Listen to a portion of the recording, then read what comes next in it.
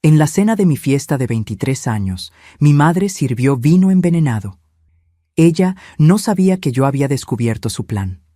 Durante 5 años viví en un infierno silencioso porque pensé que estaba protegiendo a quien más amaba. Pero esa noche descubrí que el monstruo no estaba solo a mi lado, también estaba frente a mí sonriendo. Hola mis queridos, mi nombre es Luana Beatriz Santos, tengo 78 años y hoy vivo aquí en Aguascalientes, en una casita sencilla que es solo mía. En este exacto momento, estoy aquí en mi cocina preparando cocoles de piloncillo para vender en el tianguis del barrio. El olor a canela y clavo inundando todo, el piloncillo oscuro brillando en la olla, ese calorcito reconfortante que se siente cuando estás haciendo algo con cariño. Aprendí a hacer estos cocoles hace unos 10 años, cuando una vecina, la señora Guadalupe, me enseñó la receta de su bisabuela. Ella veía que yo estaba muy sola y un día me llamó. Luana, ven acá a aprender a hacer cocoles, que la soledad no combina con el horno frío. Y tenía razón, ¿saben? Cada vez que muevo este piloncillo, siento que también estoy removiendo las tristezas, transformándolas en algo dulce. Vendo en el tianguis todos los sábados por la mañana y el dinerito que entra ayuda con las cuentas y aún sobra para comprar regalitos para mis 2 nietecitos cuando vienen a visitarme. Mi cocina es pequeña, pero es mi rincón sagrado. Tengo una mesita de formica verde que me regaló una amiga, una estufa de leña que todavía uso en el invierno, porque aquí en Aguascalientes el frío no perdona, mijo. Y una ventanita que da al patio, donde tengo unos arbustos de bugambilia y un macetero de hierbabuena que uso para hacer té. Es sencillo, pero es mío. Y cuando digo que es mío, lo digo con el orgullo de quien luchó mucho para tener este pedacito de paz. Ahora, antes de continuar mi historia, quisiera hacerles un pedido especial a ustedes que me están viendo. Si les gustó esta abuelita, denle clic a ese botoncito rojo, de suscribirse ahí abajo, y a la campanita también, para no perderse los próximos videos. Y cuéntenme aquí en los comentarios de qué ciudadcita me están viendo y a qué hora del día encontraron este video. ¿En la mañanita con el café? ¿En la tardecita después del trabajo? ¿O ya en la noche? Yo siempre leo todos los comentarios y me pone tan feliz saber de dónde son y cuándo se toman un tiempito del día para escuchar las historias de esta abuelita. Cuéntenme, ¿sí? Vamos a crear una cadena de cariño. Pero saben, mis queridos, no siempre mi vida fue esta tranquilidad que están viendo ahora. Tengo una historia que cargo conmigo desde hace más de 50 años. Una historia que muy poquitas personas conocen. Es una historia pesada, difícil de contar, pero que necesita ser contada. Porque si alguien que me está escuchando ahora está pasando por una situación parecida, necesita saber que existe salida, existe justicia, existe un nuevo comienzo. Hoy, cuando veo mis manos arrugadas, moviendo este piloncillo, recuerdo las mismas manos a los 23 años, temblando en una noche que cambió mi vida para siempre. Una noche en que tuve que tomar una decisión que nadie debería tener que tomar. Una noche en que descubrí que el amor de madre, que yo pensaba que era incondicional, tenía un precio y el precio era mi vida. Esta es la historia de cómo sobreviví, de cómo me liberé y de cómo, al final de cuentas, la justicia encontró su camino, aunque por caminos torcidos. Entonces, agarra tu cafecito, acomódate ahí y ven conmigo en este viaje. Prometo que por más difícil que sea escuchar, va a valer la pena, porque al final el bien siempre vence, siempre. Nací en León, Guanajuato, en marzo de 1947. La ciudad era mucho más pequeña en esa época. Todo mundo conocía a todo mundo. Mi padre se llamaba Héctor Augusto Santos. Era contador de una empresa maderera, hombre serio, trabajador, de esos que salían tempranito y regresaban solo cuando el sol ya se había puesto. Tenía cabello negro, siempre peinado con brillantina, usaba traje incluso en el calor. Y cuando llegaba a casa, lo primero que hacía era cargarme y preguntarme cómo había estado mi día. Era mi héroe, ¿saben? Mi madre, Sonia Regina, era ama de casa, pero no era de esas madres cariñosas que uno ve por ahí. Era bonita, muy vanidosa, vivía arreglándose incluso para quedarse en casa. Tenía cabello rubio que se pintaba todas las semanas en el salón de la señora Irma, uñas siempre hechas, vestidos ajustados de los que mi padre se quejaba, pero a ella no le importaba. Recuerdo que pasaba más tiempo en el espejo que conmigo. Cuando yo era pequeña y le pedía que me cargara, decía: «Ve a jugar, Luana, que me estás arrugando el vestido». Pero no me importaba mucho porque tenía a mi padre, y cuando se tiene un padre como el mío, una aguanta cualquier cosa. Nuestra casa en León era de adobe, pintada de azul clarito, con un patio grande lleno de gallinas y un árbol de ciruelo que daba las frutas más dulces que he probado en mi vida. Yo me subía a ese árbol todos los veranos, y mi padre se quedaba abajo diciendo: «Cuidado, no te vayas a caer, mi hija». La casa tenía 3 cuartos pequeños, una sala con sofá de tela verde y una cocina con estufa de leña, donde mi madre hacía comida que era buena, eso tengo que admitir. Ella sabía cocinar muy bien. Hacía un pollo en mole que era para chuparse los dedos. Yo era hija única. Mi madre siempre decía que no quería tener más hijos porque los niños arruinan el cuerpo. Recuerdo escucharla decir eso a las vecinas, y las vecinas se quedaban incómodas, porque en esa época todo mundo tenía 3, 4 hijos, pero ella no quería. Decía que ya había hecho el sacrificio de tenerme y ya. Mi infancia fue tranquila hasta mis 8 años. Yo jugaba con los otros niños de la calle, volaba papalotes, jugaba al avión, jugaba a la comidita con las niñas. Mi mejor amiga era Teresita, hija del panadero. Pasábamos las tardes inventando juegos, haciendo comiditas de lodo, fingiendo que éramos maestras. Eran tiempos sencillos, pero felices. Pero en octubre de 1955, todo cambió. Mi padre venía regresando del trabajo un viernes lluvioso. Un camión maderero perdió los frenos en la bajada de la sierra y chocó con el camión donde mi padre estaba. Murió al instante. Tenía 35 años. Yo tenía 8. Recuerdo el velorio como si fuera ayer. El ataúd en la sala, ese olor fuerte de flores, mi madre vestida de negro, pero con los ojos secos. Ella no lloró, ¿saben? Ni una lágrima. Yo a los 8 años lloré hasta no tener más lágrimas. Me quedé aferrada al ataúd, gritando: «Papá, papá, no te vayas». Y ella me jaló con fuerza diciendo: «Ya párale con ese escándalo, niña, todo mundo nos está viendo». Después del entierro, mi madre cambió completamente, o mejor dicho, se quitó la máscara. Ella comenzó a salir mucho. Me dejaba encerrada en casa sola. Regresaba tarde en la noche, toda arreglada, oliendo a perfume caro. Yo, con 8 años, tenía miedo. Dormía abrazada a la almohada de mi padre, que todavía tenía su olor. 6 meses después, en abril de 1956, mi madre llegó a casa con un hombre, alto, fuerte, cabello canoso, peinado hacia atrás, traje gris, zapatos brillando. Ella dijo: «Luana, este es Valdir, va a ser tu nuevo padre». Lo miré y sentí un frío en el estómago. No sé explicarlo, era cosa de niña, pero sentí que ese hombre no era buena persona. Él me miró de arriba abajo, dio una sonrisa que no llegó a los ojos y dijo: «Hola, pequeña, ¿vamos a ser grandes amigos?» No, no íbamos a hacerlo. Valdir era empresario, dueño de una empresa de transportes grande en Guadalajara, rico, muy rico. Tenía carro importado, usaba reloj de oro, le daba regalos caros a mi madre, y ella se volvió otra persona con él. Reía fuerte, se colgaba de su brazo, usaba vestidos aún más ajustados, joyas que brillaban en el cuello. 2 semanas después de conocerse, se casaron.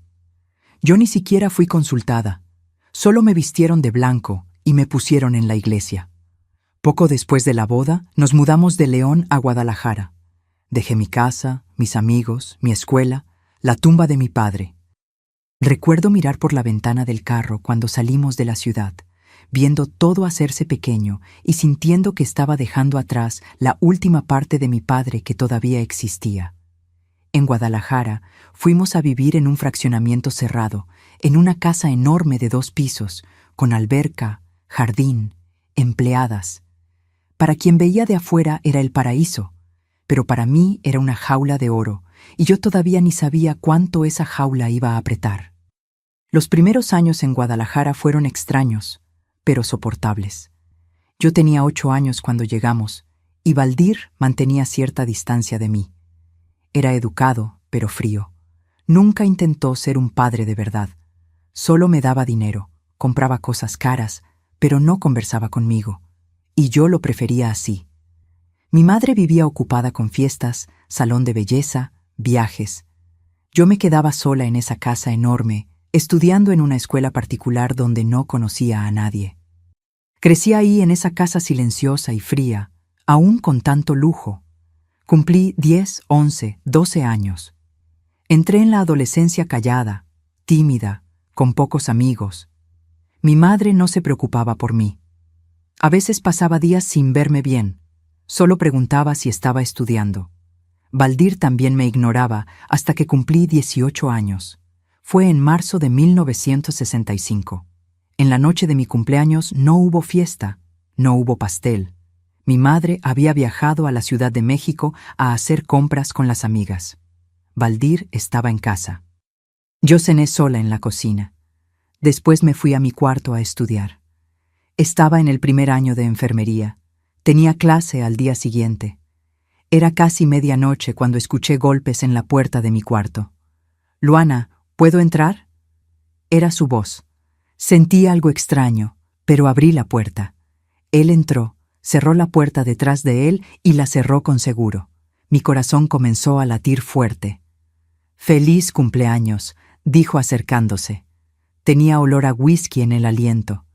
«Ya creciste, te volviste una señorita bonita». Di un paso hacia atrás. «Gracias. Tengo sueño, necesito dormir». «Calma», dijo agarrando mi brazo. «Ahora que tienes 18, necesitamos platicar sobre algunas cosas, sobre cómo funcionan las cosas en esta casa. Lo que pasó esa noche, mis queridos, no voy a describirlo en detalle, pero voy a decir que mi vida cambió completamente».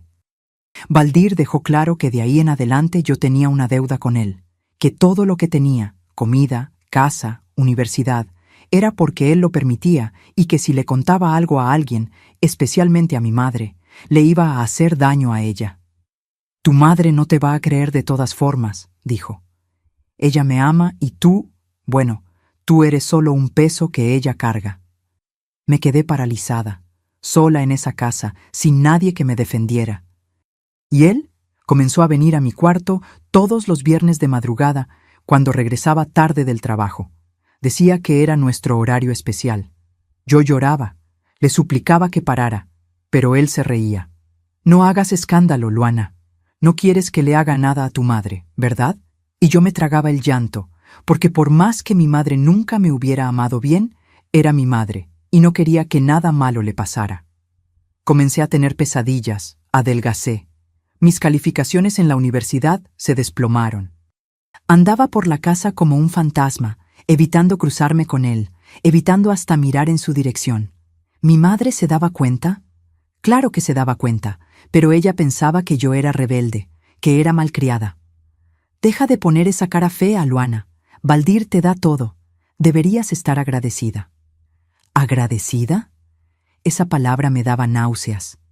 Pasé los siguientes años en ese infierno silencioso. Cumplí 19, 20, 21 años. Las visitas nocturnas nunca paraban. Intenté escapar una vez a los 20 años. Preparé una maleta. Iba a casa de una compañera de la universidad, pero Valdir se enteró. Encerró mi maleta en el sótano, me quitó mi credencial del IFE, mis documentos, todo. «No vas a ir a ningún lado, y si lo intentas de nuevo, tu madre va a tener un accidente. ¿Entendiste?» Entendí y me quedé. La universidad de enfermería se volvió mi única válvula de escape, pero pronto eso también terminó. Valdir decidió que ya no podía salir de casa. Dijo que iba a transferir mi carrera a en línea, que la mujer no necesitaba trabajar fuera. Mi madre estuvo de acuerdo. «Así es, hija. La mujer de familia se queda en casa. Después de que te cases, ahí sí ves qué haces». ¿Casarme? Yo apenas salía de casa. No tenía amigos. No tenía vida. Era una prisionera. Pero a los 23 años algo cambió. Yo cambié. Fue un día de abril de 1970. Mi madre y Valdir estaban conversando en la sala. Yo pasé por el pasillo para sacar agua de la cocina y escuché a mi madre riendo. Se está poniendo pesada, Valdir. Esa cara seria todo el tiempo parece que está enojada con la vida. Y su respuesta: va a mejorar. Solo necesita entender cuál es su lugar. Algo en ese tono me molestó, algo en la forma en que los dos conversaban, como si fueran cómplices, como si compartieran un secreto. Esa tarde, por primera vez en 5 años, tuve el valor de hacer algo. Tenía una grabadora pequeña que mi madre usaba para grabar recetas del radio. Agarré ese aparato, puse una cinta virgen, la encendí en modo de grabación y la escondí debajo del cojín del sofá de la sala. La dejé ahí grabando toda la tarde mientras yo fingía estar en el cuarto. Cuando anocheció, saqué la grabadora. Mis manos temblaban. Me fui al baño, cerré con seguro, puse los audífonos en la entrada del aparato, rebobiné la cinta y apreté play. Al principio, solo conversaciones banales. Después, mi madre y Valdir comenzaron a hablar sobre dinero, sobre la herencia de mi padre, sobre el seguro de vida que mi padre había dejado, que solo se iba a liberar cuando yo cumpliera 25 años. Más de 100,000 pesos, una fortuna en esa época. Y entonces escuché la voz de Valdir. La muchacha se está poniendo vieja, Sonia. Va a querer noviar, va a abrir la boca, va a arruinar todo. Y la respuesta de mi madre, de mi propia madre: aguanta un poco más, amor. Faltan solo 2 años para que liberen el seguro. Si ella desaparece ahora, perdemos el dinero. Sigue jugando con ella para que se quede mansita. Yo te garantizo que no habla nada. Ella es débil, siempre lo fue. Sentí el piso desaparecer bajo mis pies. Mi madre lo sabía. Ella siempre lo supo. Y no solo eso, ella lo permitía. Ella estaba usando mi sufrimiento para retener a Valdir, para mantener el matrimonio rico, mientras esperaba que yo cumpliera 25 años para robarme mi herencia. Y esa palabra, desaparecer, ¿me iban a matar? ¿Era ese el plan? Me desplomé en el piso del baño con la mano en la boca para no gritar. Lloré en silencio, el cuerpo entero temblando. 5 años. 5 años aguanté ese infierno, pensando que estaba protegiendo a mi madre y ella era el monstruo mayor. Esa noche, todavía en el piso frío del baño, tomé una decisión. Yo no iba a ser más víctima. Iba a sobrevivir e iba a hacer justicia de una forma u otra. Después de escuchar esa grabación, mi vida se volvió un teatro. Tenía que fingir que no sabía nada, fingir que todavía era la Luana débil y asustada. Pero por dentro estaba hirviendo. La rabia que sentí no era solo contra Valdir, era contra mi madre, contra la mujer que me trajo al mundo y me vendió por dinero y estatus. Los días que siguieron fueron los más difíciles de mi vida. Vi a mi madre en la mesa del desayuno sonriendo, arreglada, y sentía náuseas. La veía ponerse labial en el espejo, escoger aretes, y pensaba: esta mujer está esperando que me muera, está contando los días. Y los viernes continuaban. Valdir seguía entrando a mi cuarto de madrugada, solo que ahora yo ya no lloraba. Me quedaba en silencio, los ojos fijos en el techo, planeando cómo iba a salir de eso, planeando cómo iba a sobrevivir. Comencé a prestar atención a todo. A los medicamentos que Valdir tomaba para el corazón. Él tenía presión alta. Tomaba unas pastillas azules todos los días, en los horarios en que mi madre salía, en sus conversaciones. Me volví una sombra observadora, anotando cada detalle en mi cabeza.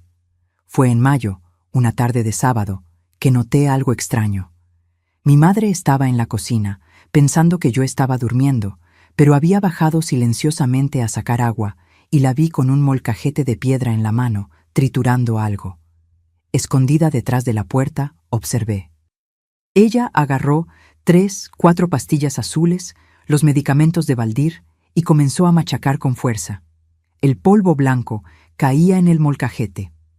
Después, transfirió todo a un frasquito pequeño de vidrio. Lo cerró bien cerrado y lo escondió en la alacena de la cocina, allá al fondo, detrás de los frascos de especias. Mi corazón se detuvo. Esos eran los medicamentos de presión, medicamentos que en dosis normal controlaban el corazón, pero en dosis alta, causaban paro cardíaco. Yo sabía eso porque estudiaba enfermería. Era una de las primeras cosas que aprendíamos sobre medicamentos cardíacos. La diferencia entre la dosis terapéutica y la dosis letal era aterradoramente pequeña. Ella estaba preparando veneno. Mi propia madre estaba preparando el veneno que me iba a matar.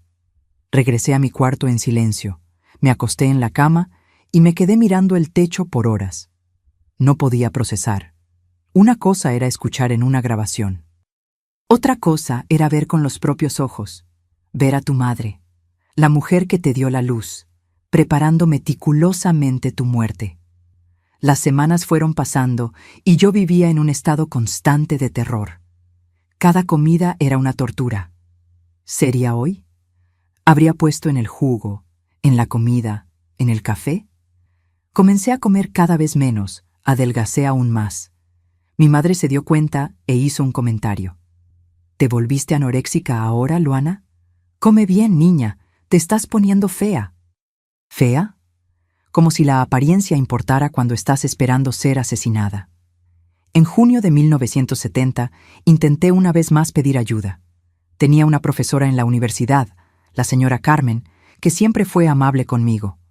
Un día de clase, fingí que me estaba sintiendo mal y le pedí hablar con ella en privado. La llevé a un salón vacío, cerré con seguro y comencé a contar. «Profesora, necesito ayuda. En mi casa, mi padrastro...» Las palabras salieron atropelladas, confusas. Intenté explicar sobre las madrugadas, sobre el control, sobre las amenazas. No conté todo, porque, ¿cómo cuentas algo así? Pero conté lo suficiente.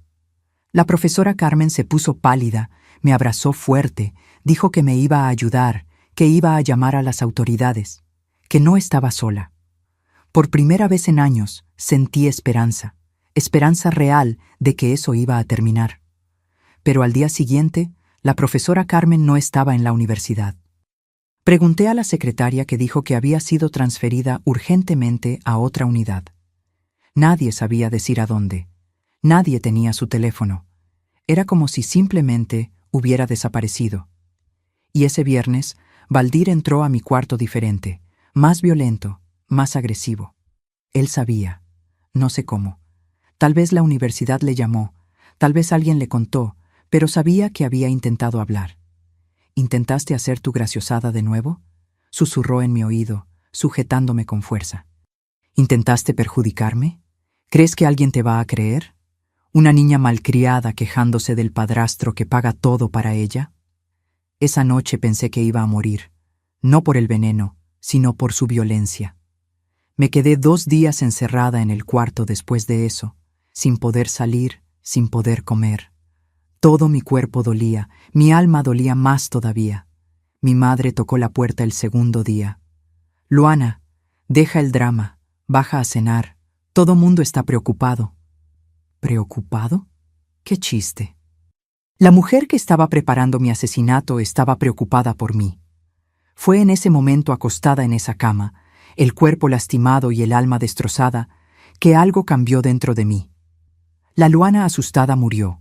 En su lugar nació alguien más fría, más calculadora, alguien dispuesta a hacer lo que fuera necesario para sobrevivir.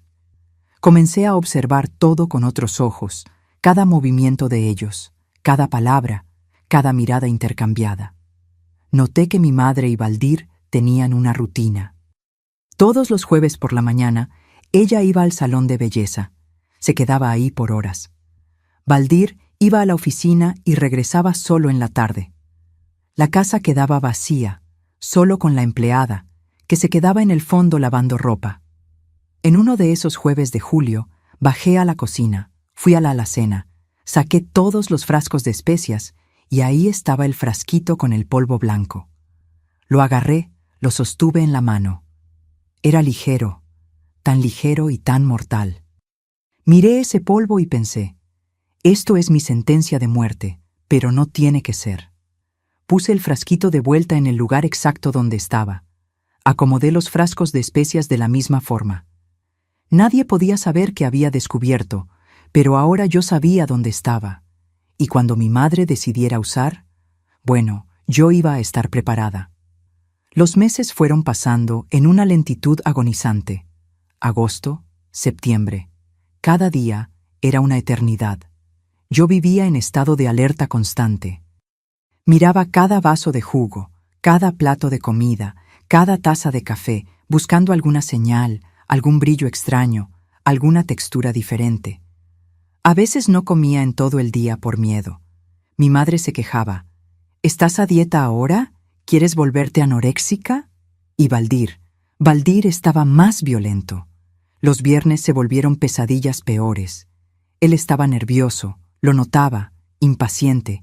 A veces decía cosas como: «Esto no puede continuar para siempre, Luana. Tarde o temprano vas a tener que desaparecer». ¿Desaparecer? Esa palabra otra vez. Fue en septiembre que escuché otra conversación. Yo estaba en el pasillo, regresando del baño, cuando escuché la voz de Valdir en el teléfono en su oficina. La puerta estaba entreabierta. No puedo esperar 2 años. La situación se está volviendo insostenible. La muchacha está rebelde. En cualquier momento va a abrir la boca en la calle, va a arruinar mi reputación. Necesito resolver esto pronto. Pausa. Estaba escuchando a alguien del otro lado. Sí, yo sé que el dinero solo se libera cuando cumpla 25, pero prefiero perder el dinero que ir preso. Mi esposa está de acuerdo. Vamos a hacerlo la próxima semana. La próxima semana. Regresé corriendo a mi cuarto, cerré con seguro, me senté en la cama temblando. La próxima semana me iban a matar. La próxima semana. No iban ni siquiera a esperar que cumpliera 25 años. Prefirieron perder la herencia a correr el riesgo de que yo denunciara. Era octubre de 1970. Yo tenía 23 años y me quedaba menos de una semana de vida. Esa noche no dormí. Me quedé acostada, mirando el techo, pensando en todas las opciones. ¿Escapar a dónde? ¿Sin documentos, sin dinero, sin conocer a nadie fuera de esa casa? Valdir me iba a encontrar y cuando me encontrara... ¿Denunciar? Ya había intentado. La profesora Carmen había desaparecido. Valdir tenía poder, tenía dinero, tenía amigos en lugares altos. ¿Quién iba a creer a una muchacha de 23 años, hija de un hombre muerto hace 15 años, contra un empresario rico y respetado? Quedaba una opción, solo una, y era la más terrible de todas, pero era esa o morir. Me levanté de la cama, fui a la gaveta de mi escritorio, saqué una hoja de papel y una pluma y comencé a escribir. Escribí todo lo que había pasado desde mis 18 años. Las noches de viernes, las amenazas, los intentos de escapar, la profesora que desapareció, la grabación que había hecho, el frasquito de veneno en la cocina. Escribí cada detalle, cada fecha que podía recordar. Eran 10 páginas, 10 páginas de horror. Escondí esas hojas dentro de un libro de enfermería, en medio de otros libros en el librero. Si algo me pasaba, si moría, alguien eventualmente lo iba a encontrar. Alguien iba a saber la verdad. Pero no iba a morir, no si dependía de mí. Los días siguientes fueron de preparación silenciosa. Vigilaba cada movimiento en la casa. Prestaba atención a cada detalle. Mi madre estaba más animada, lo noté. Cantaba mientras arreglaba la casa. Valdir estaba más relajado. Ellos pensaban que tenían fecha marcada, que todo estaba resuelto. No lo estaba. Fue una tarde de tormenta de octubre de 1970 que todo llegó al límite absoluto. El cielo estaba oscuro desde temprano, truenos rasgando el silencio de esa casa maldita. Yo estaba en mi cuarto intentando leer un libro de enfermería, pero las palabras bailaban en la página. No podía concentrarme. Había algo en el aire, una tensión eléctrica, como si la tormenta de afuera fuera un presagio de lo que estaba por venir. La lluvia golpeaba fuerte en las ventanas. El viento hacía que los árboles del jardín se doblaran, y yo ahí sentada en la cama, con el corazón latiendo tan fuerte que parecía que iba a salirse del pecho, porque yo sabía, en el fondo, sabía que era hoy. Bajé a la cocina a sacar agua, las piernas temblando. Mi madre y Valdir estaban en la sala conversando bajo. Pensaron que no iba a escuchar por la lluvia y los truenos, pero escuché cada palabra maldita. «Esta noche», dijo Valdir. Su voz era fría, decidida, sin ningún rastro de duda. Ya me cansé de esperar. Ella casi habló con esa profesora, y si habla con otra persona, si habla con algún vecino, con alguien en la calle, no podemos arriesgar. ¿Pero y el dinero del seguro? La voz de mi madre tenía un toque de desesperación, pero no era desesperación por mí, era desesperación por el dinero que iban a perder. Si ella muere ahora, perdemos todo. Más de 100,000 pesos, Valdir. Prefiero perder el dinero que ir preso, Sonia, y tú también deberías pensar en eso. Si ella nos denuncia, si abre la boca con la policía, vamos los dos al bote, tú como cómplice. ¿Entiendes? Silencio. Un silencio pesado, interrumpido solo por el ruido de la tormenta. Después, la voz de mi madre bajita, resignada. «Está bien, ¿cómo va a ser?» Me apoyé en la pared del pasillo, las piernas casi cediendo. Dios mío, era hoy mismo. Ya no era plan, era ejecución. «Hoy en la cena», continuó Valdir, «vas a hacer ese arroz a la mexicana que a ella le gusta, vas a poner esas pastillas en su vino, todos vamos a brindar, ella va a beber y en media hora, 40 minutos máximo, se acaba. Paro cardíaco fulminante. Conozco al doctor Morales, el médico forense. Me debe favores, va a firmar el acta como sobredosis depresiva. Muchacha de 23 años, encerrada en casa, estudiante de enfermería con acceso a medicamentos. Nadie va a sospechar de suicidio, va a ser perfecto. ¿Y si no bebe el vino? Vas a insistir, vas a decir que quieres hacer las paces, que quieres brindar por la familia, que quieres empezar de nuevo. Vas a llorar si es necesario. Haz esa escena tuya de madre arrepentida. Ella es tonta, siempre lo fue. Va a beber. ¿Tonta? Mi madre me llamó tonta. Tuve que ponerme la mano en la boca para no gritar. Subí las escaleras corriendo silenciosamente. Entré a mi cuarto, cerré con seguro y ahí me derrumbé.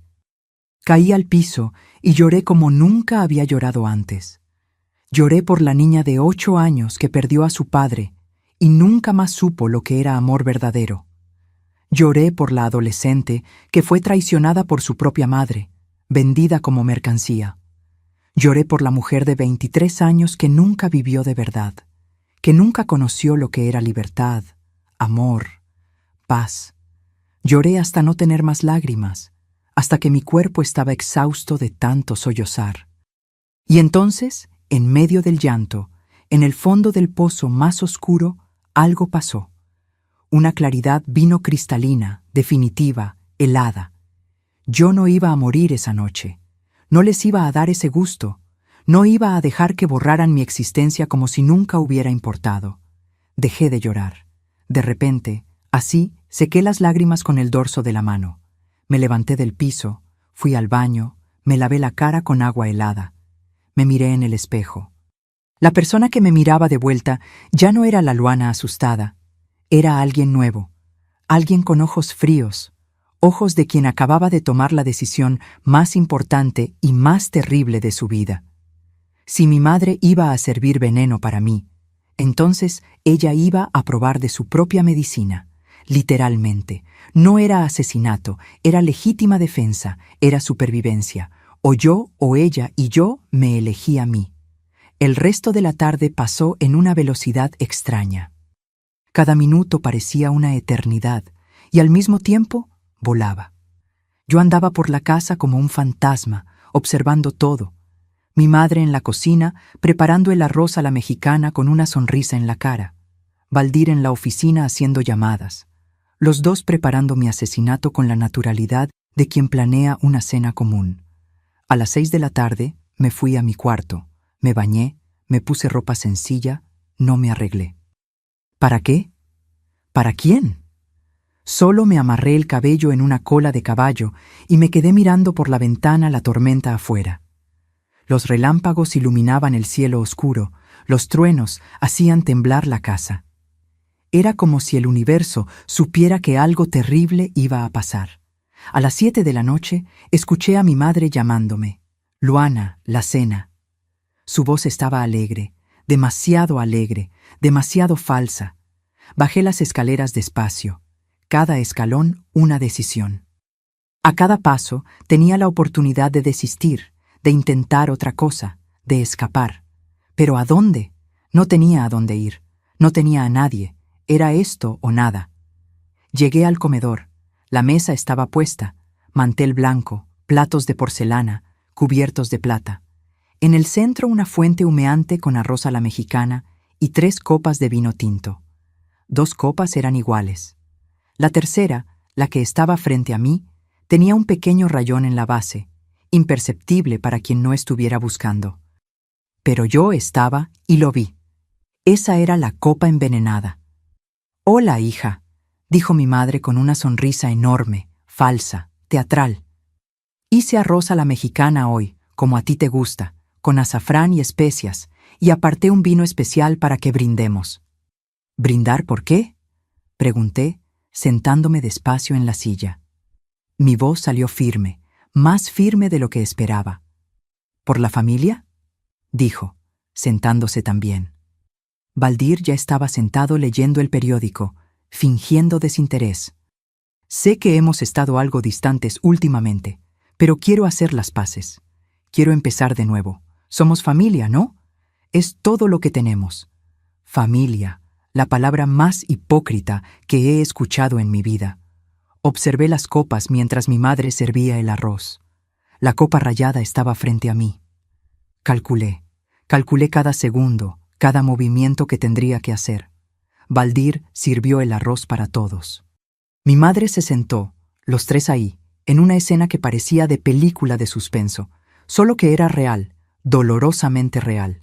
Y yo sabía que ese vino me iba a matar si lo bebía. Agarré mi tenedor, comencé a comer el arroz. Estaba bueno. Mi madre siempre supo cocinar. Lástima que no supiera amar. «¿Vamos a brindar?», dijo mi madre de repente, levantando su copa, la limpia. «Por nuestra familia, por el nuevo comienzo». Fue cuando el teléfono de la casa sonó allá en la sala, el timbre alto resonando. Él maldijo bajito, bufó irritado, se levantó de la silla y fue a contestar. Era algo urgente del trabajo, por lo visto. Estiró el cable del teléfono hasta poder salir a la terraza, cerró la puerta de vidrio y comenzó a gritar con alguien del otro lado de la línea. Mi madre aprovechó y se levantó también. «Olvidé la sal en la cocina», dijo dando la espalda. Volteó la espalda por no más de 10 segundos. 10 segundos que cambiaron todo. Mis manos actuaron solas, rápidas, precisas, entrenadas por semanas de visualización mental. Agarré la copa con el rayón que estaba frente a mí, la copa envenenada. Agarré la copa lisa que estaba frente a mi madre, la copa limpia. Las cambié rápido, silencioso. Puse la copa envenenada en el lugar de mi madre. Puse su copa limpia en mi lugar. Acomodé todo perfectamente. Nadie lo iba a notar. Nadie podía notarlo.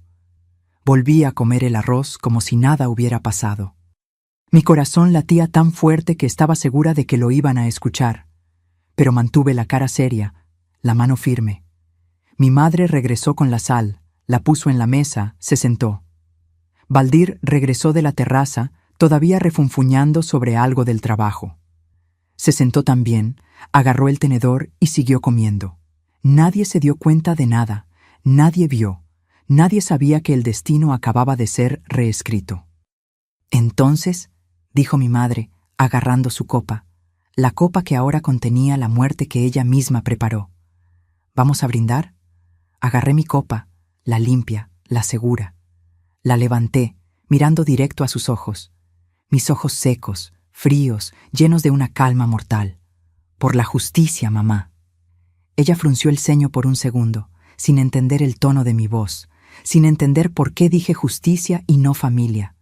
pero sonrió, esa sonrisa falsa y cruel de quien piensa que ganó y bebió.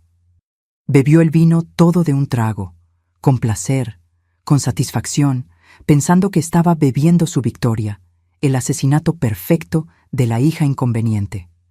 Yo solo mojé los labios en mi copa.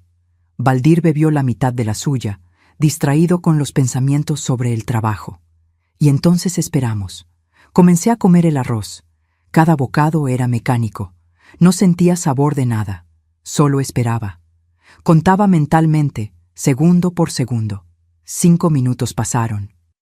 Mi madre estaba normal, comiendo, conversando sobre algo banal al que ni presté atención. 8 minutos. Comenzó a sudar. Se llevó la mano a la frente. ¿Está haciendo calor aquí o soy solo yo?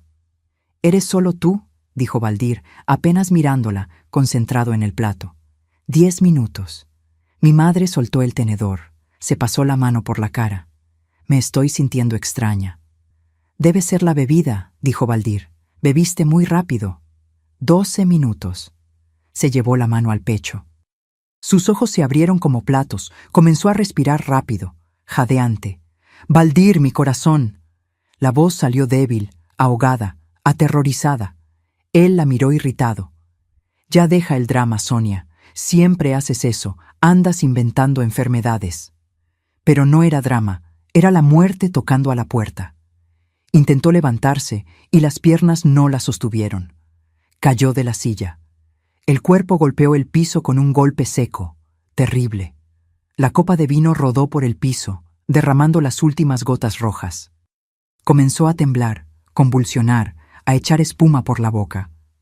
Valdir se levantó de un salto, derribando su propia silla. «Sonia, Sonia».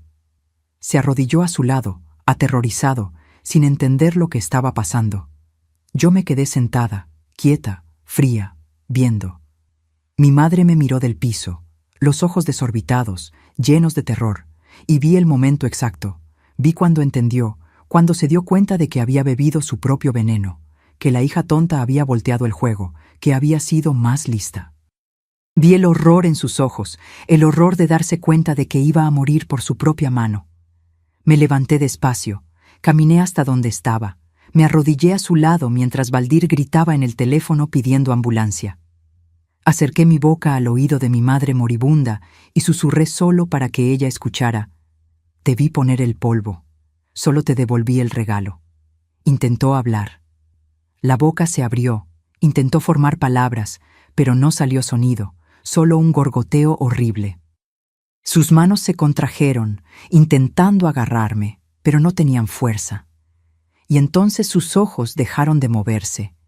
Quedaron fijos, vacíos. Mi madre murió ahí en el piso de su propio comedor, envenenada por el veneno que ella misma preparó para mí. La ambulancia llegó en 15 minutos. Parecieron una eternidad. Valdir estaba histérico, gritando, intentando hacer masaje cardíaco, sin saber bien cómo, los movimientos torpes y desesperados. Yo me había alejado. Estaba sentada en el sofá mirando, solo mirando, en shock, aparentemente, pero por dentro, una calma extraña. Los paramédicos entraron corriendo, abrieron la maleta de equipos, revisaron los signos vitales, intentaron reanimación, bombearon su pecho, pusieron oxígeno, hicieron de todo, pero era inútil. Esa cantidad de medicamento había destruido su corazón en minutos. No había vuelta atrás. Lo lamento, dijo uno de los paramédicos, mirando el reloj. Hora del deceso, 19:47. Valdir cayó de rodillas al piso, las manos en la cabeza. Estaba llorando o fingiendo llorar, no sabía decir. Con él siempre era difícil saber qué era real y qué era teatro. Los policías llegaron poco después. 2 oficiales uniformados, con esa cara de quien ya vio muchas cosas, pero todavía se sorprende con ciertas muertes. Entraron, miraron el cuerpo en el piso, me miraron a mí, miraron a Valdir. «¿Qué pasó aquí?», preguntó el policía más viejo, sacando una libreta del bolsillo. Fue cuando Valdir explotó, se levantó del piso de un salto, me apuntó con el dedo, los ojos inyectados de rabia y pánico. Fue ella, fue mi hijastra, Ella mató a su madre, estoy seguro. Ella puso algo en el vino de Sonia. Los dos policías me miraron. Yo estaba sentada en el sofá, quieta, con las manos en el regazo.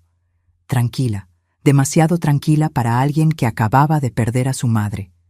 Probablemente pensaron, pero yo había ensayado esa calma. Me había preparado mentalmente para este momento durante días. «Señorita», dijo el policía más viejo, acercándose despacio, «¿puede contarnos qué pasó?» Respiré hondo, lo miré y conté la verdad, parte de ella, al menos la parte que importaba. Estábamos cenando, comencé, la voz saliendo firme, pero baja, como si estuviera traumatizada. Mi madre hizo arroz a la mexicana, sirvió vino, dijo que quería brindar por la familia, dijo que quería hacer las paces conmigo, que habíamos estado distantes. Ella bebió su vino muy rápido, de un solo trago. Después de algunos minutos, comenzó a sentirse mal. Pensamos que era la bebida que había tomado muy rápido, pero luego se desplomó. Creo que le dio un paro cardíaco. ¿Ella ya tenía problemas del corazón?, preguntó el policía, anotando. No que yo sepa, nunca se quejó de nada. «Mentira», gritó Valdir. «Ella está mintiendo. Ella puso algo en el vino de su madre. Estoy seguro. Ella mató a Sonia». El policía se volteó hacia Valdir. «¿Usted la vio poniendo algo?» «No, pero sé que fue ella.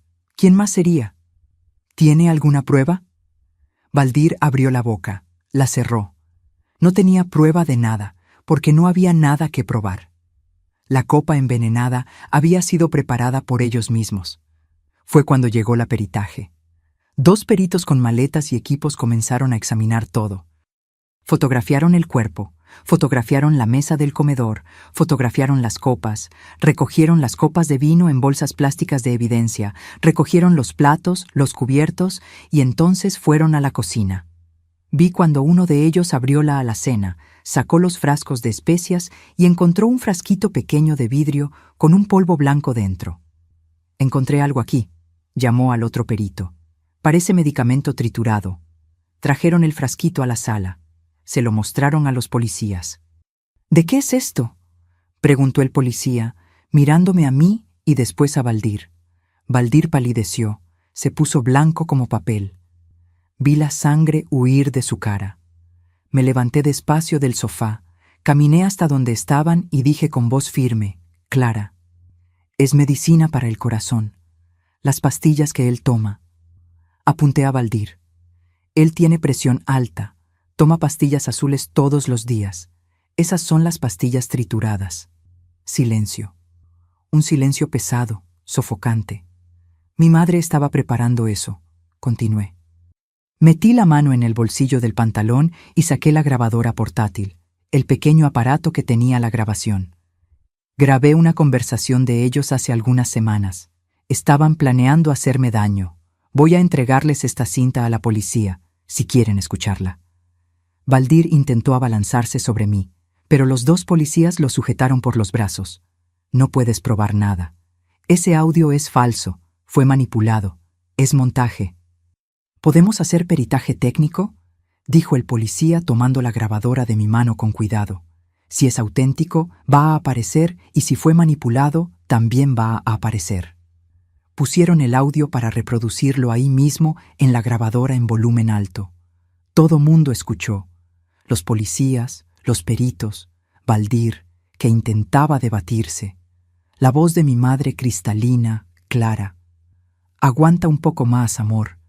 Faltan solo 2 años para que liberen el seguro. Si ella desaparece ahora, perdemos el dinero. Sigue jugando con ella para que se quede mansita. Yo te garantizo que no habla nada». Y su voz: «La muchacha se está poniendo vieja, Sonia. Va a querer noviar, va a abrir la boca». Los rostros de los policías cambiaron de desconfianza hacia mí a horror dirigido a Valdir. Uno de ellos sacó el radio y llamó refuerzos. «Señor», dijo el policía más viejo, volteándose hacia Valdir, «va a tener que venir con nosotros a la delegación. Tenemos varias preguntas que hacerle. Yo no hice nada. Yo no maté a nadie. Fue ella. Fue Luana. Las huellas van a decir quién preparó el veneno», dijo el perito, sosteniendo el frasquito con guantes. Vamos a llevar esto al laboratorio. Si las huellas de la señorita están aquí, ella va a ser arrestada. Si no están, bueno, vamos a ver quién va a ser arrestado. Se llevaron a Valdir esposado. Él gritaba, pateaba, amenazaba con demandar a todo mundo, pero se fue. Se llevaron el cuerpo de mi madre en una camilla cubierto con sábana blanca. Se llevaron todas las evidencias. Y yo me fui a la delegación también, pero como testigo, no como sospechosa. No todavía. Los días siguientes fueron un borrón, interrogatorios, preguntas, más preguntas. Cuente de nuevo lo que pasó. ¿Por qué grabó esa conversación? ¿Cuándo descubrió el frasquito? ¿Su madre ya había intentado hacerle daño antes? Conté todo. Bueno, casi todo. Conté sobre los 5 años de infierno silencioso desde que cumplí 18. Sobre las amenazas, sobre el control, sobre la profesora que desapareció cuando intenté pedir ayuda, sobre la grabación que hice cuando sospeché que algo estaba mal, sobre el día que vi a mi madre preparando el polvo en la cocina. ¿Y por qué no buscó a la policía antes?, preguntó el delegado. Porque él tiene amigos en todos lados, respondí. Porque es rico, influyente, porque mi propia madre estaba de su lado. ¿Contra quién iba a denunciar? ¿A los dos? ¿Quién me iba a creer? Pidieron examen de lesiones. Acepté. Tenía marcas, tenía evidencias de violencia antigua y reciente. Los médicos fotografiaron todo, documentaron todo. Quedó registrado. El peritaje del frasquito tardó 3 días. 3 días de angustia esperando. Pero cuando salió el resultado, fue exactamente lo que sabía que sería. Las huellas en el frasco eran exclusivamente de mi madre. Ninguna mía, ninguna de Valdir, solo de ella, porque ella misma había triturado las pastillas. Ella misma había preparado el veneno. El peritaje del audio también confirmó. Era auténtico. No tenía señales de manipulación o edición. Era su voz, diciendo esas cosas horribles, planeando mi muerte. El informe toxicológico del cuerpo de mi madre fue conclusivo. Sobredosis masiva de medicamento cardíaco. Sonia Regina murió de paro cardíaco, causado por ingestión excesiva del mismo medicamento que estaba en el frasquito encontrado en la cocina, el frasquito con sus huellas.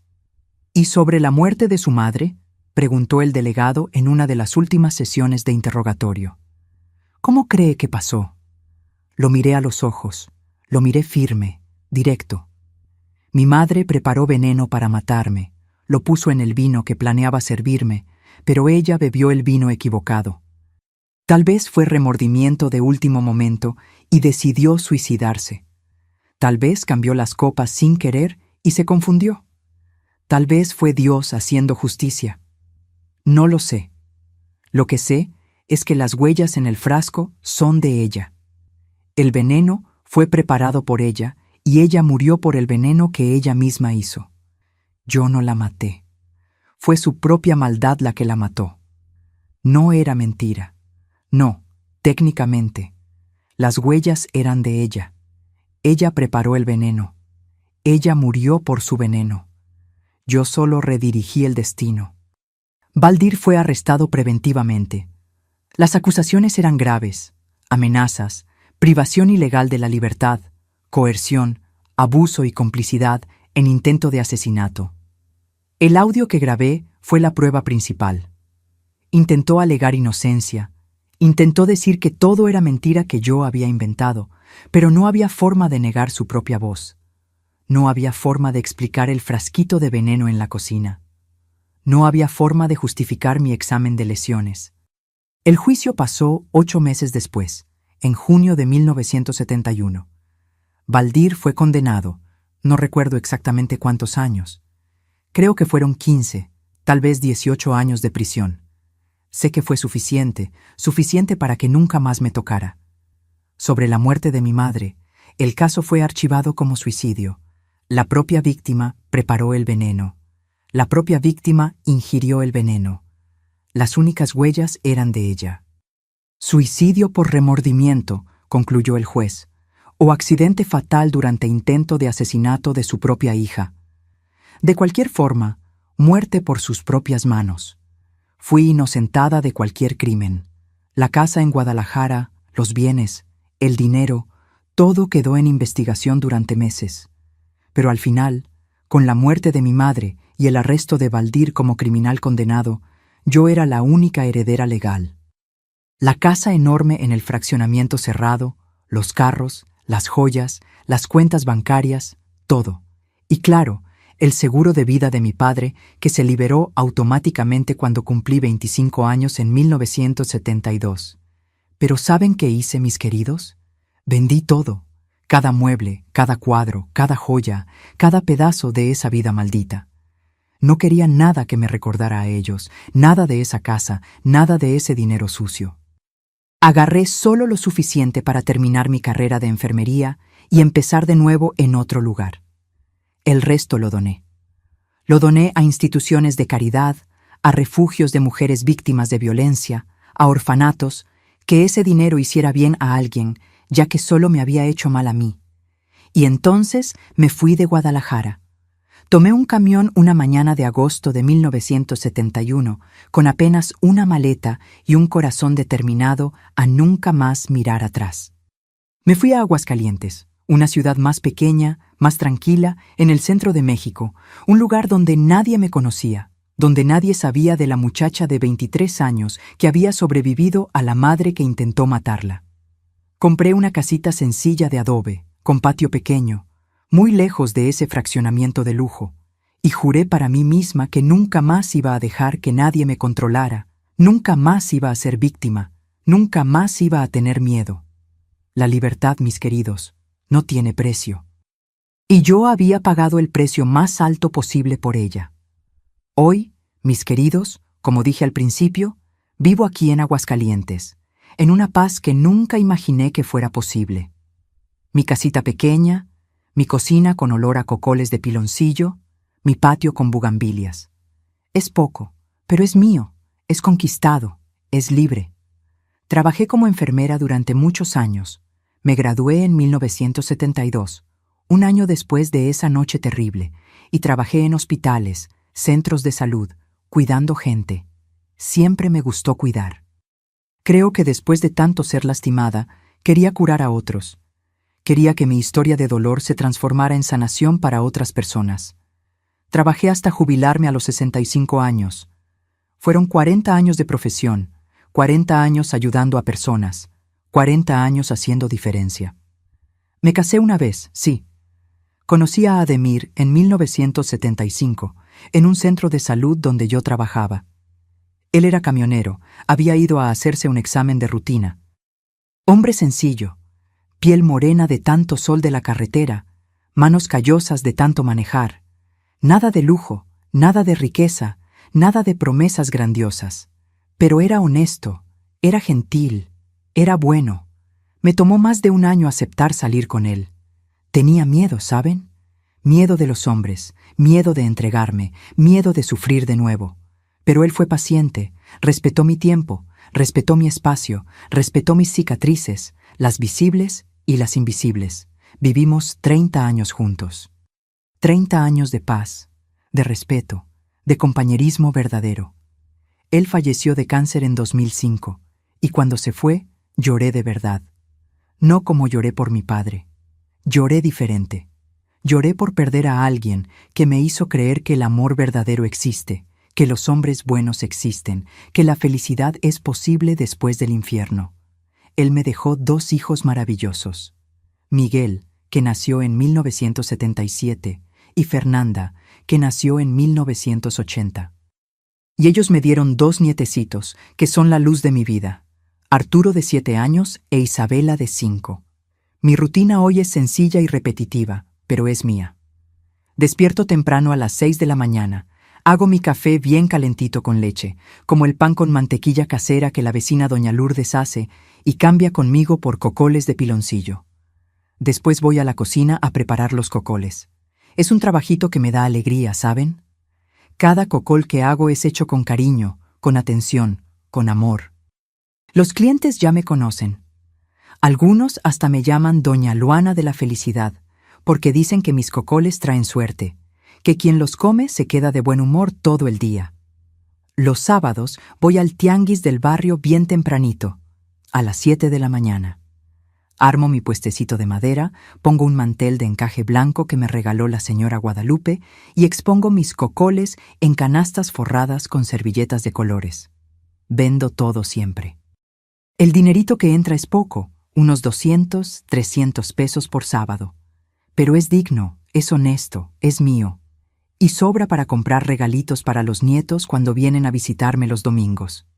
Mis hijos viven aquí cerca.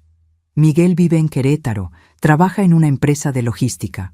Fernanda vive en la Ciudad de México. Sí, ella vive en una ciudad grande como donde viví mi infierno. Pero es diferente ahora. Ella tiene su vida. Es maestra de escuela pública. Vienen a verme al menos 2 veces al mes. Siempre traen a los pequeños. Cuando llegan, la casa se llena de vida, de risas, de ruido bueno. Mis nietecitos, Arturo e Isabela, corren por el patio, se suben a las bugambilias, me piden que haga pastel, me preguntan 1000 cosas. Abue, ¿por qué el cielo es azul? Abue, ¿dónde está el abuelo? Abue, cuéntame una historia. Y cuento. Cuento historias de Blancanieves, del Patito Feo, de Caperucita Roja. Nunca cuento mi propia historia. Son muy pequeños y algunas historias no son para niños. Tal vez un día, cuando crezcan, cuando sean adultos, se las cuente. O tal vez no. Tal vez algunas historias deben morir con uno. Porque, ¿saben? Después de todo lo que pasé, tener esta paz es un milagro. Es una victoria diaria. A veces, cuando estoy sola aquí en la cocina de noche, moviendo el piloncillo de los cocoles, miro alrededor y pienso, valió la pena. Cada cicatriz valió la pena para llegar aquí. No pienso mucho en el pasado, me empeño en no pensar. No me gusta estar rumiando, estar revolviendo heridas que ya sanaron. Pero a veces, cuando veo noticias de gente pasando por situaciones parecidas a la mía, mujer siendo abusada, niña siendo manipulada, gente siendo controlada dentro de su propia casa, mi corazón se aprieta y pienso, Dios mío, necesito contar mi historia. Tiene que haber alguien que escuche y sepa que existe salida. Porque existe, ¿vieron? Existe salida. Puede no ser fácil, puede no ser bonita, puede no ser como uno imaginó, pero existe. Siempre existe. Estoy agradecida por cada día que despierto y veo el sol salir por la ventana de mi cuartito. Agradecida por mis hijos que me aman de verdad, que no saben ni la mitad de lo que pasé, pero me aman de todas formas. Agradecida por los nietecitos que llenan mi casa de alegría y me hacen creer que el futuro puede ser mejor. Agradecida por la salud que todavía tengo a los 78 años. Piernas que todavía me llevan al tianguis todos los sábados, manos que todavía pueden hacer cocoles de piloncillo. Agradecida por esta ciudadcita que me acogió sin preguntar de dónde venía, sin juzgar, sin exigir explicaciones. Agradecida por poder hacer mis cocoles y ver la sonrisa de las personas cuando los prueban. Porque estos cocoles, mis queridos, llevan más que piloncillo y canela. Llevan la historia de una mujer que sobrevivió, que luchó, que venció. Es una vida sencilla, pero es una vida mía de verdad. Y nadie nunca más me va a quitar eso. Mis queridos, si llegaron hasta aquí escuchando la historia de esta abuelita, muchas gracias. Desde el fondo de mi corazón, gracias. Sé que fue pesado, sé que fue difícil, pero necesitaba ser contado. Porque historias como la mía no deben ser escondidas, deben ser gritadas para que otras personas sepan que no están solas.